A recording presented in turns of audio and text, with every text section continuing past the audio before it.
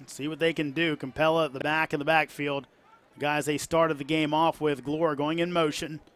Nolan looking to throw, pump fakes, nothing there. Now he'll throw it, and this one goes out of bounds, so Nolan just going to save the possession there, not take a loss, and I'm going to assume Hoya is going to look to go for this now. Actually, no, they're going to go ahead and look to kick the field goal and get on the board. Yeah, that play was doomed from the beginning. Once they realized it was man coverage and not zone, they sent the guy in motion and rolled out to the short side of the field. It kind of made it tough to complete the pass. They were trying to get a rub route situation going on. It didn't work. Great defense by Colgate. Henry Darmstadter going to go ahead and look to kick and have his first attempt of the game. Darmstadter, this one pretty good on the season, really been happy with his ability. Seco to hold. Snap, hold, kick is up. And Darmstadter's kick is going to get through. So the Hoyas on the board. Cut it down to a 14-point game with 14 minutes and 10 seconds left to go. And the Hoyas at least getting on the scoreboard, some positive vibes going through. Like I said earlier, one bite at a time is how you eat an elephant, and they're down by 2 touchdowns now. Defensively, can they come out and get another stop, perhaps a turnover? And if not, now if you're Colgate, you have to score. You have to come out and answer with a long, sustained drive and put this ball either in the end zone or through the uprights. It's going to make Darmstadter on the season 6 of 8 from field goals, also 15 on extra points. So the kicking game has worked really well for the Hoyas this season. Darmstadter really holding that down very well.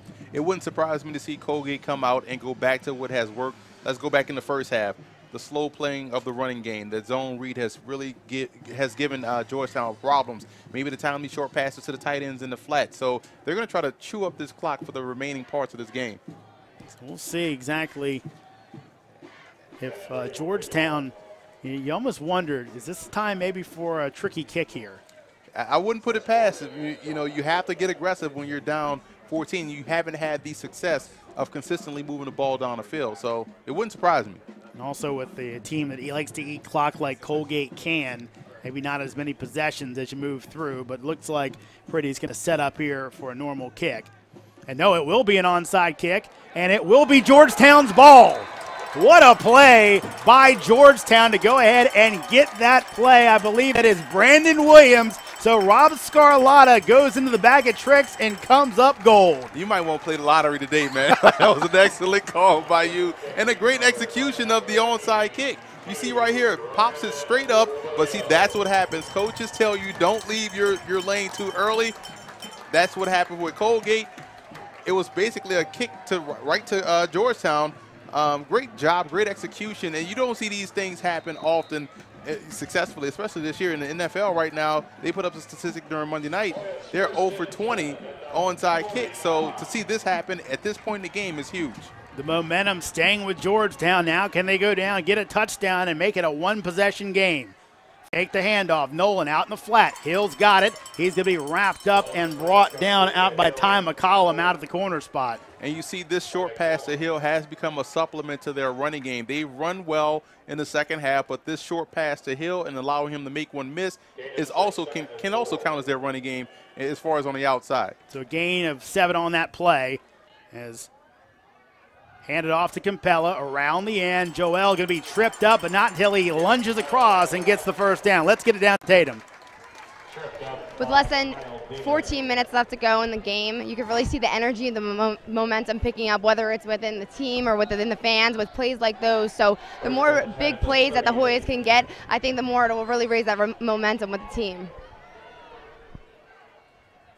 Thank you, Tatum. As Nolan in the shotgun, Hoyas trying to get a touchdown, get this down to a one-score game. Over the middle, looking for DeSico, makes the catch down to the 10-yard line, and the Hoyas are rolling.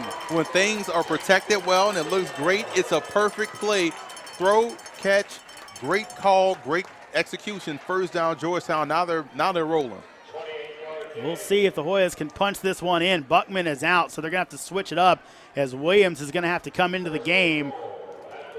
See what up with Buckman, if it's just I believe just a personnel call there. He kind of came off the field hurriedly, and then Williams came out. So really a 5-wide look here, though. Capella is one of the receivers. He'll be out to the right. Nolan takes the snap. Quarterback draw up the middle. He's going to walk into the end zone. Touchdown, Georgetown. And they kind of worked that play throughout the course of the game. They set Colgate up properly. They didn't run Nolan as much. This was wide open. They went 5 wide. He walked into the end zone. Boy, how the worm has turned, Emory. A couple of minutes ago, this one was looking bleak for the Hoyas. They're right back in it. They're right back in this ball game. That's how you respond. You take a chance. You be aggressive. You get the onside kick, and you drive down emphatically for the touchdown. Now the Hoyas lined up in the muddle huddle here. You'd think they would go ahead and shift back, and they will. So Darmstadter going to kick the conventional PAT here. Out of the hold of Glore. Darmstadter's kick is up, and it is good.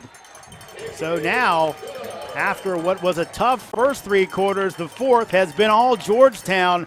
They've got 10 points, and they're now down by just 7. And when you go 5 wide, it puts everyone on the defensive side of the ball at a disadvantage. You have to start to declare whether we're in man or zone.